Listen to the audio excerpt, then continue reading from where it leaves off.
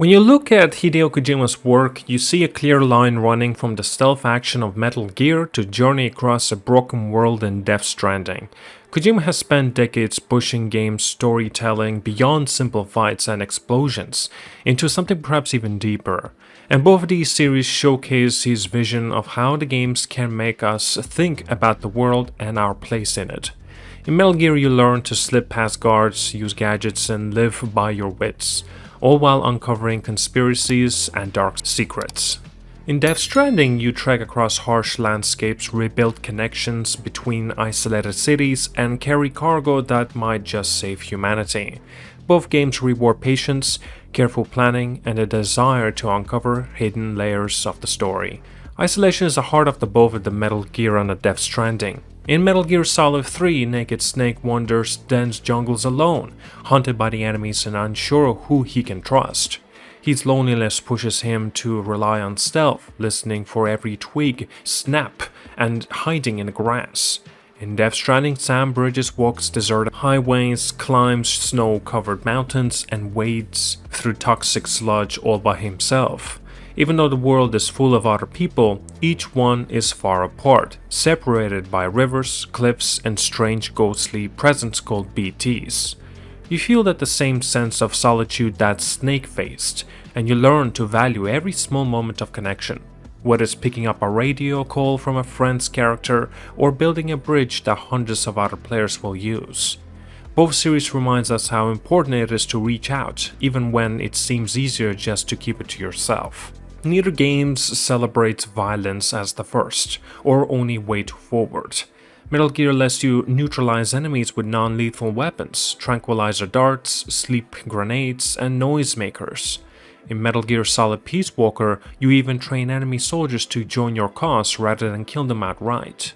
The thrill comes from outsmarting them, watching patrols turn around because you created a false noise, and slipping by without firing a shot. Death Stranding carries this further. The world is so fragile that caused harm often makes things worse. You can hide from hostile creatures, distract them with grenades, and stun rather than kill, and coax BTs away with chiral bombs. Whether you face a threat, there's almost always a way to avoid a fight, to be clever instead of violent. Both games teach that taking lives should be a last resort, and that real strategy is about playing the long game. War and its aftermath forms a silent character in both the series. Metal Gear began with Solid Snake infiltrating a nuclear-armed fortress to prevent war and stop a doomsday weapon. Every mission shows how the threat of the total destruction and ruthless individuals. Kojima paints war as more than just a backdrop. It shapes every hero's beliefs, every villain's rise to power, and every personal loss. The pain of war echoes in the characters' faces and the dust that they leave behind. Death Stranding steps away from nation-on-nation conflict, but it's haunted by the last great war that broke society apart, leaving cities islands and turning the earth into a dangerous maze.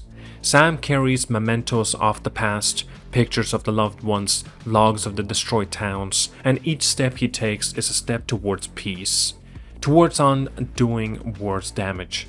Both worlds show that violence leaves scars not just in land and body, but in the heart and in human bonds. Underneath all the action and technology, Kojima builds character-driven narratives that pull you in. In Metal Gear Solid 4, an aging Snake struggles with his own biology and the weight of his history.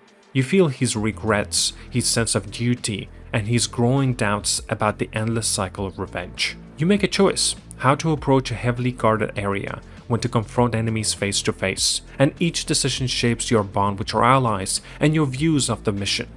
Death Stranding gives you Sam, an ordinary porter with extraordinary burden, to reconnect United States of America and heal the world. And now done again in Australia. You learn about his past, his fears, and why he is driven to keep going even when the terrain is almost impossible. Both games trust you to care about these people, to connect with them through dialogue, mission logs, and cinematic cutscenes. Kojima's story feels kind of personal because they're about real emotions, hope, loss, loyalty, and a longing for a better tomorrow. Both Metal Gear and Death Stranding sneak in bigger ideas about society and politics without hitting you over the head. Metal Gear Solid 2 showed how information controls the masses long before social media exploded, how anyone can shape history by manipulating data and public opinion. Metal Gear Solid 5 tackled issues of mercenary armies, private military corporations, and how war has become a business. Death Stranding imagines a world where communication networks and shattered resources are the only thing holding humanity together. It shows how isolation makes us vulnerable to fear and how cooperation, even small acts of kindness, build resilience. Neither series deliver a clear political agenda. Instead, they raise questions about power, technology, and community, letting players think through their answers for themselves. Perhaps the most powerful tool in these games is choice. In Metal Gear, you decide whether to spare someone who begged for mercy or let them live to fight another day. You choose how to navigate a level. Do you crawl through vents or run across rooftops? Each choice changes the game in small ways, reshaping your paths and how characters react to you. In Death Stranding, you choose what route to take, what gear to carry, and whether to help other people by reinforcing a bridge or changing a generator. These decisions ripple out through the world. Your supplies change, other players might see your structures, and your story evolves. Both games prove that when you give players a real decision, you invite them to own the story. You feel responsible for the world you shape, whether it's Battlefield Fortress or crumbling highway. So where does that leave Death Stranding 2? Of course, if you've played Metal Gear and felt that hunger for a storytelling that makes you think, you'll see that the roots of Kojima's vision run deep in Death Stranding. It carries the DNA of sneaking past guards and planning every step, of stories about war scars and the human need to connect. It branches off in its own territory, focusing less on espionage and more on building, on carrying hope across distances, on the beautiful of small and measured progress rather than rush of a combat. It feels like both of a continuation and a fresh start, a Kojima game that acknowledges everything that came before but refuses to be pinned down by it. Looking ahead, it's quite exciting to imagine what Kojima Productions might do next. We will see another stealth masterpiece with deeper multiplayer ties, or perhaps another genre-bending adventure that challenges how we play and think. If the past is any guidance, the future will bring new mechanics, new stories, and new ways to connect to the players quite in unexpected ways. What remains certain is Kojima's commitment to pushing the envelope, to creating worlds that surprise us, moves us, and makes us question our own lives.